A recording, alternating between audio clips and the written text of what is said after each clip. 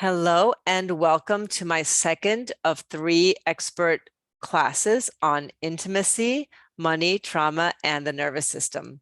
And I'm offering these free expert classes as part of my new offer, Wealth, which is a 3-month one-on-one container for spiritual entrepreneurs wanting to heal their money beliefs. They're wanting to shift into their next level of wealth embodiment and start making more money in your business, right? And what's included is 6 somatic coaching calls where we dismantle your internalized beliefs around money and start unblocking your blessings using my 5-pillar process of nervous system capacitation and resilience.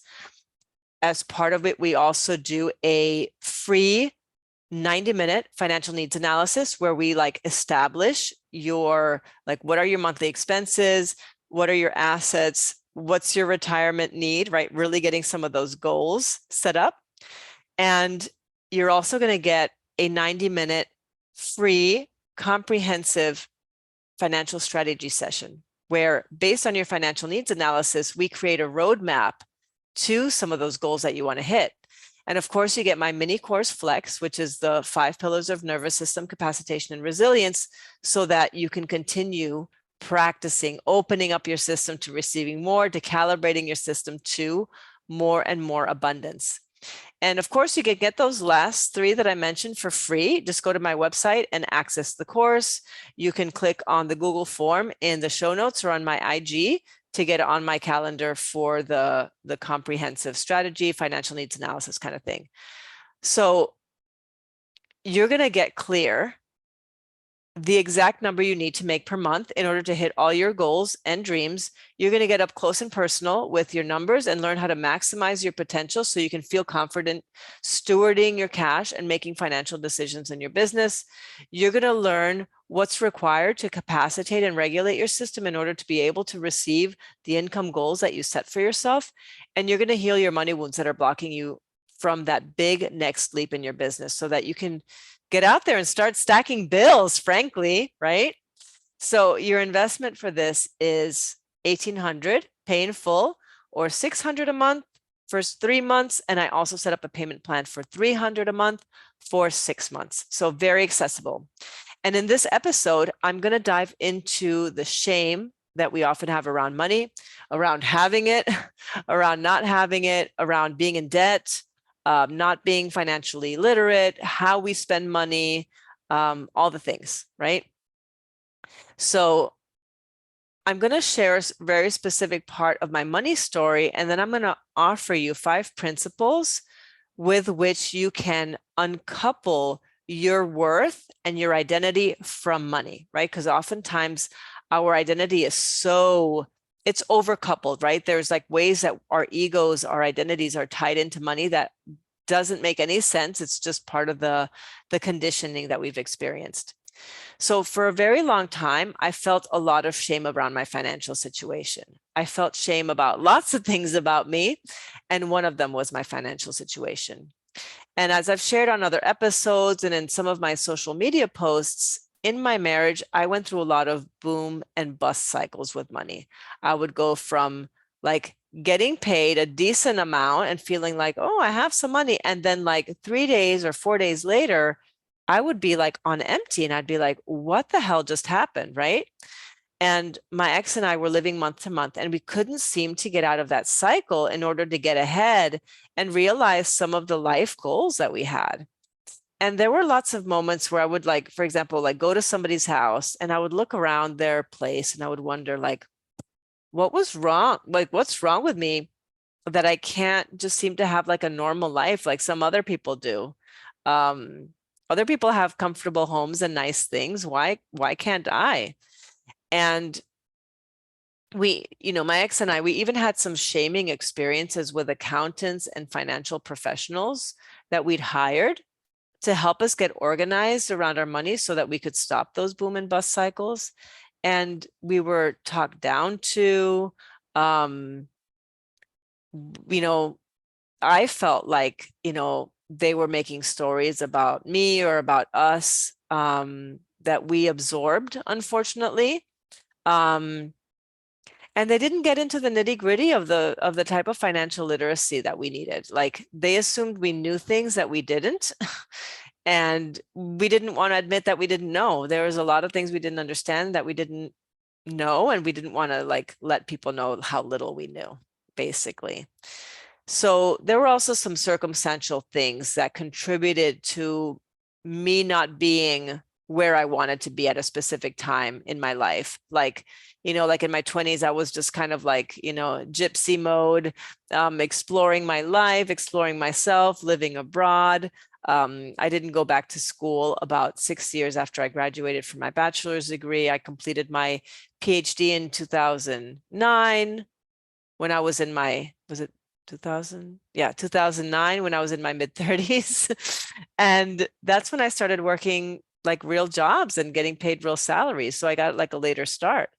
And prior to that, I was like, I lived on a student salary. Prior to that, I was working nonprofit jobs, or I was working at restaurants, so I didn't really have that time that some people have to really build up, earnings, savings, to start investing. And I mean, even if I would have had the money, I wouldn't have known what to do with it. That wouldn't have been my priority because that's not where my head was at. So this feeling of something being wrong or feeling different from other people because of money was accentuated when I entered my somatic program. And if you know my story, you know that what got me into my somatics program was chronic illness, was like pretty big physical, energetic breakdown. And like I came into the program pretty much like on my hands and knees being like, I need help, right?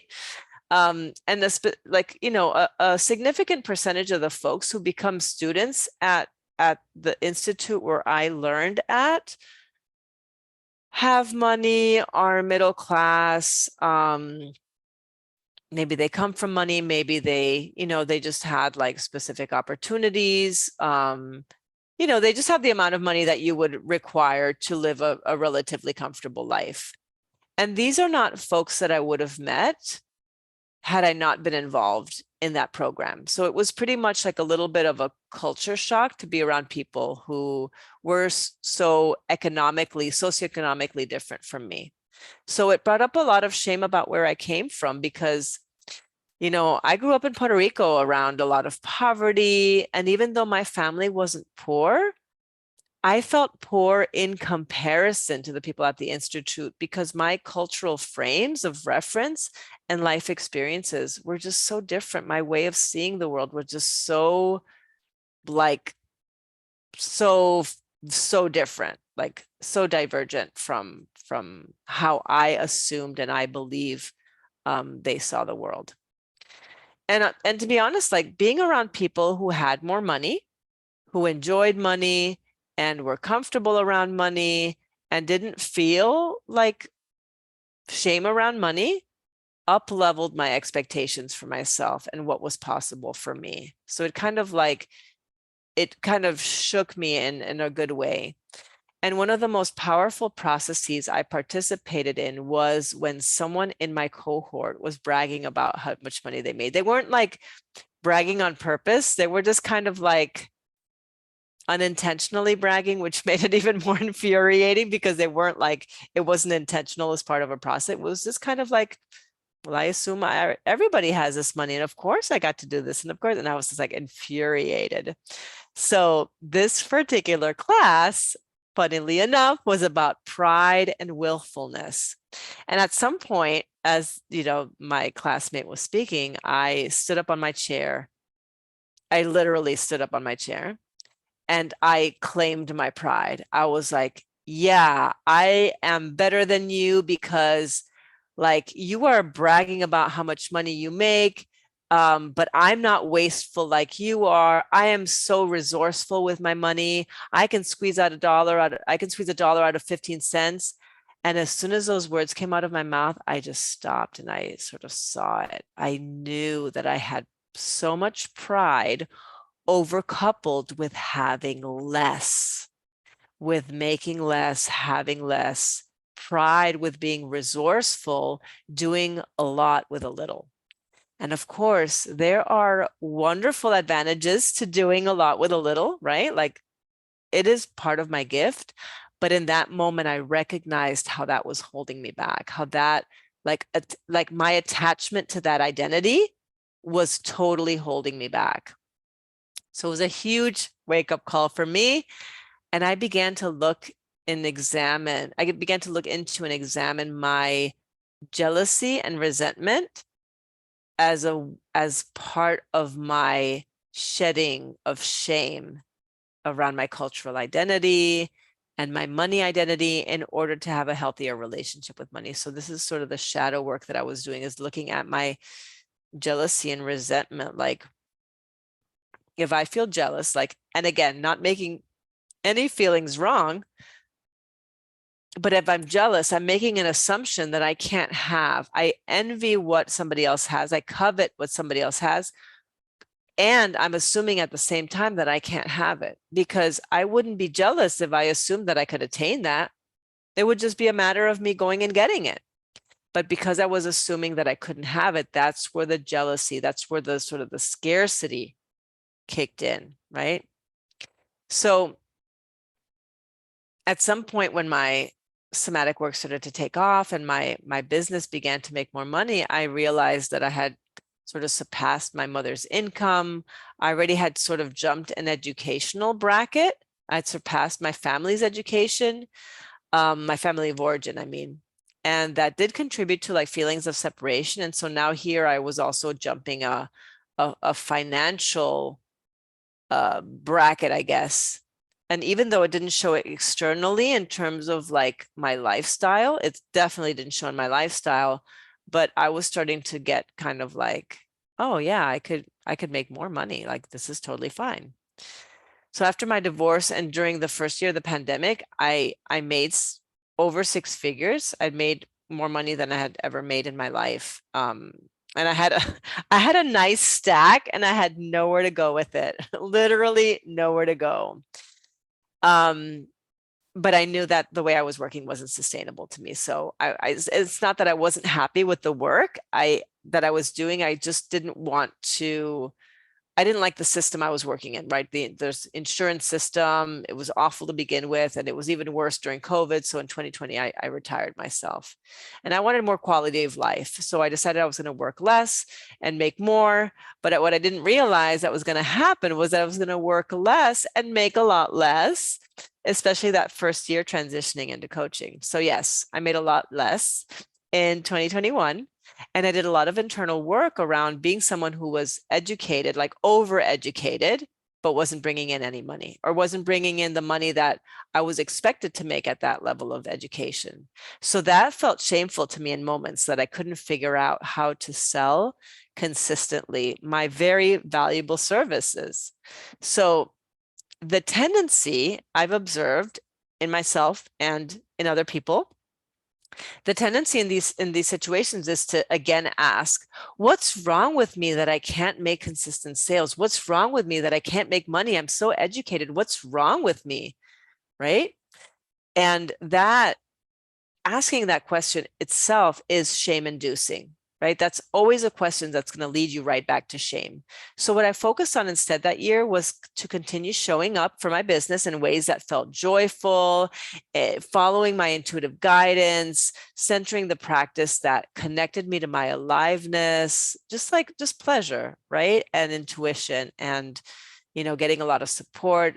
In particular, I centered the practice of like recognizing and allowing in the abundance that was available to me in every single moment. And that was something that was as simple as, when eating my breakfast, I would feel the appreciation of the nutrient density of the food. I felt the pleasure of the taste. I experienced the appreciation of the people and the land that had cared for that food and grown the crops. It was a whole thing. It was a whole experience, right?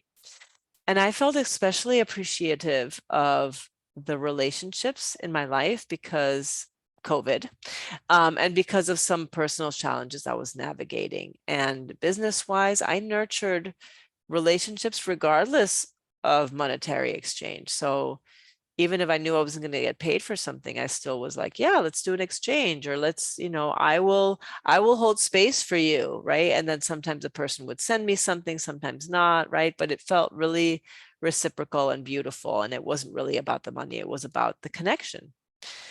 So because it was about connection, I felt really full. I felt rich. I felt rich primarily because I was so well loved in relationships, and feeling full, that feeling of fullness is actually what helped me uncouple the feelings of scarcity from money, like help me separate scarcity from my money story. Because the truth was that I was happier in 2021 than I had ever been prior in my life. And this helped me see that even though I was never someone who equated money with happiness, I really had such a high level of joy in contrast to the money that was dwindling from my savings. Like it was so like those two experiences were so disparate, right? Like money was dwindling in my savings, and yet I was so incredibly joyful.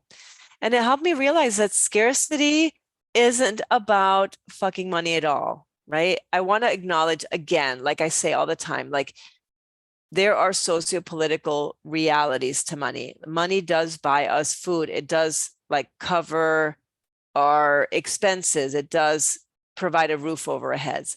I'm talking about the internal scarcity, right? That we feel that isn't tied to actual physical survival.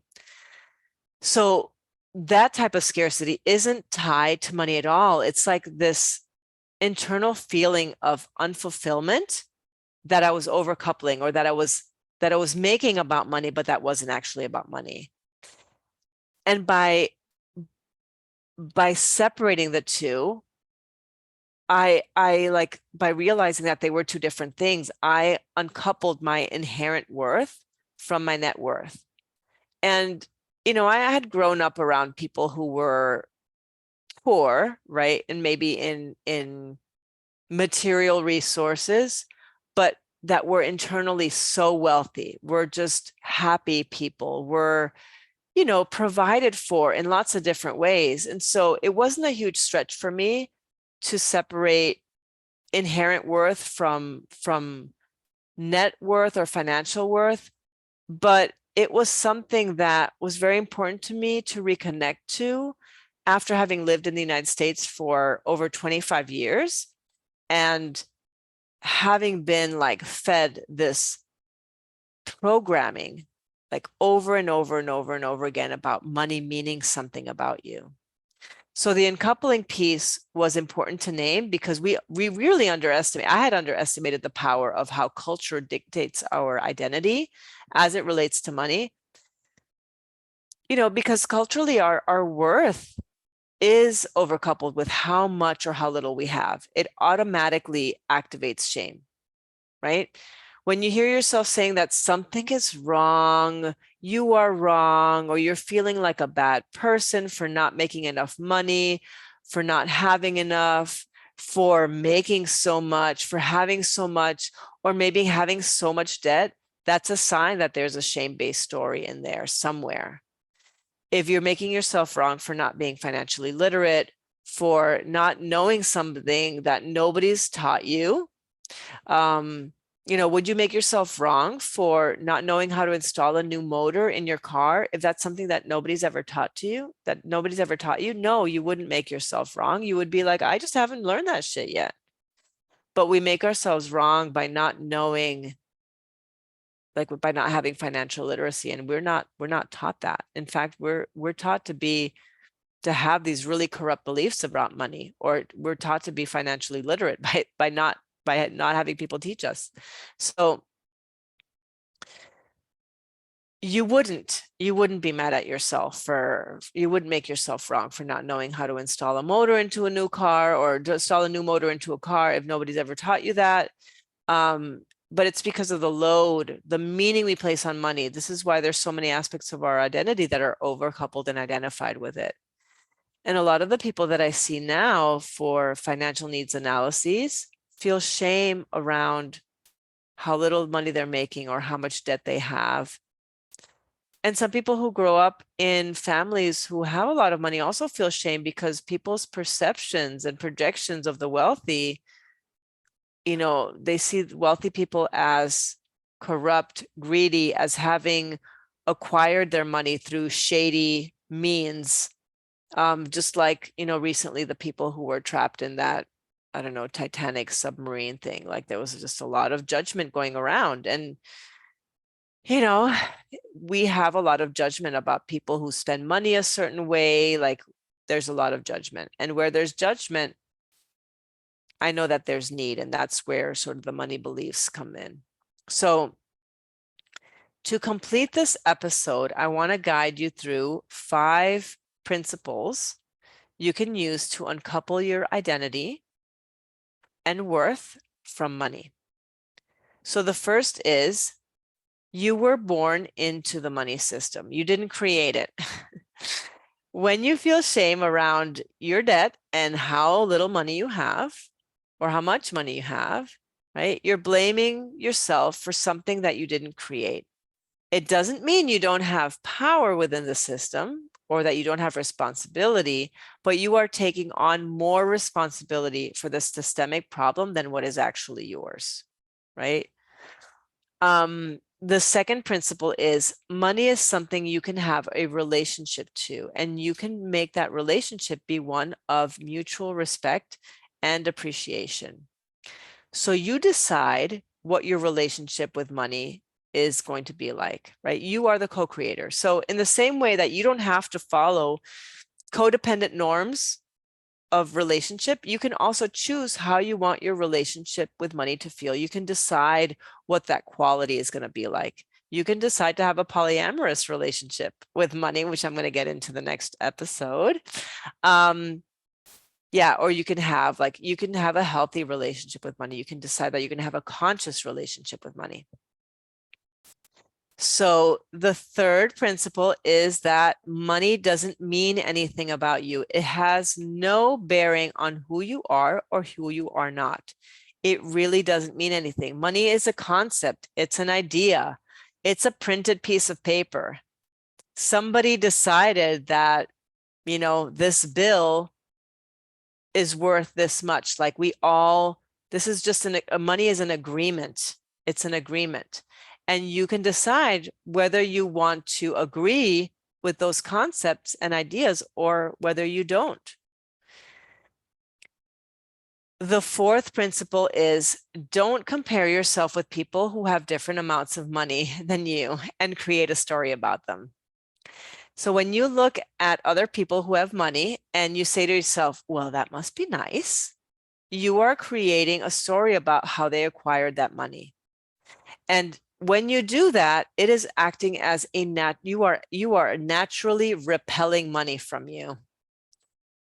Our culture, and meaning now, I'm going to be honest with you, like white American culture, like your standard dominant culture, makes stories around poor people around rich people. Make stories about how they acquired their money, who they are as people, right? We like to make stories about people. But as long as you're doing that, you're also making stories about yourself. So if you can remove the story, what do you have left? What is remaining? A human being, right? There has to be a healthy separation between the person and the story you're creating around them. And I want you to, if you are creating stories around who people are based on the money that they have or don't have, how are you also doing that to yourself? So the fifth and last principle is, recognize and appreciate how money takes care of you. So when we do intimacy healing work, when we do attachment work, part of the work is clearly seeing how money has taken care of you, or how a particular person, maybe a parent, maybe a partner, has actually taken care of you. Because we tend to look at what's missing. Well, they haven't done this or that, or my parents didn't love me enough, or they didn't give me enough attention. Well, can we also look at what they did right? Can we also see how they showed up in ways that felt really good? So in doing the same thing with money, you want to be supporting your relationship by really recognizing and appreciating how money has taken care of you. In one particular moment in my money healing journey, and it's a lifelong journey, I just want to say that, I had to turn around and ask for forgiveness from money for for me having neglected to see how money had been taking care of me all along. Even as I had been living month to month, I always had enough, and always enough money showed up for me to pay the bills and keep a roof over my head and feed myself, right? We often don't recognize the love and care that is there, that is available. When we are able to do that, though, we naturally feel more abundant instead of looking at where something isn't, where the support isn't, where we're not receiving. Can we see where we are actually receiving, where we are being supported, where we are being fed and loved and cared for? So that's a way to heal intimacy wounds and attachment wounds, and you can do it with your money too. All right, we're ending here, and I hope this is helpful, and I'm so excited to get into the next episode where we're going to talk about uncolonizing money. All right, until next time, bye.